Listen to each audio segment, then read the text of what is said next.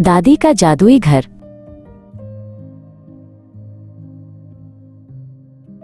आरव ने अपनी मम्मी का हाथ कसकर पकड़ा हुआ था।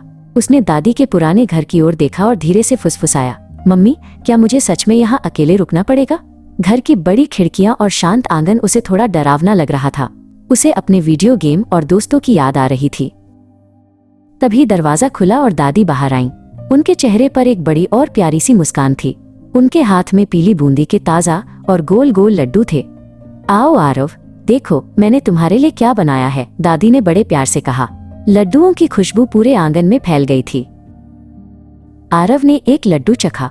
वो इतना नरम और मीठा था कि आरव के चेहरे पर तुरंत चमक आ गई।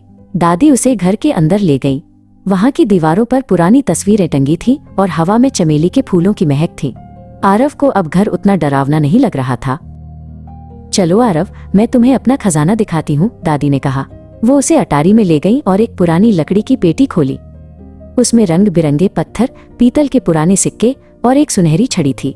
आरव ने हैरानी से पूछा, दादी, क्या ये जादू की छड़ी है? दादी बस मुस्कुरा दी। शाम को वे बगीचे में गए।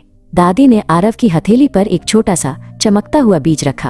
आरव, अगर तुम इसे प्यार से बोओगे तो शायद कल इसमें से चॉकलेट का पेड़ निकले। आरव की आंखें खुशी से फैल गईं और वो तुरंत मिट्टी खोदने लगा। रात हुई तो आरव को थोड़ा अकेलापन महसूस होने लगा। उसे अपनी मम्मी की याद आने लगी। तभी दादी कमरे में आई और उन्होंने सारी बत्तियां बुझा दी। उन्होंने एक टॉर्च जलाई और कहा, क्या तुम एक उड़ने वाले हाथी की कहानी सुनना चाहोगे? आरव तुरंत बिस्तर पर सीधा होकर बैठ गया। दादी ने टॉर्च की रोशनी में अपने हाथों से दीवार पर परछाइयां बनाईं। कभी वो एक फुदकता हुआ खरगोश बन जाता तो कभी एक विशाल हाथी। आरव भी अपनी छोटी उंगलियों से चिड़िया बनाने की कोशिश करने लगा। कमरे में सिर्फ उनकी हंसी गूंज रही थी। अगली सुबह रसोई से आती ताजा पराठों की खुशबू ने आरव को जगाया।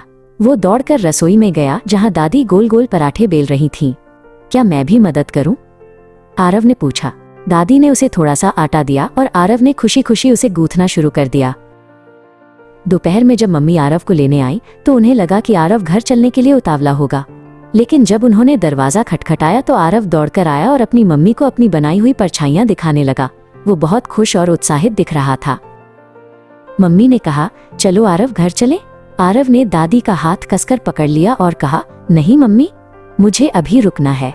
मुझे देखना है कि मेरा चॉकलेट वाला पेड़ कितना बड़ा हुआ है। दादी ने आरव को गले लगा लिया और मम्मी मुस्कुराने लगी।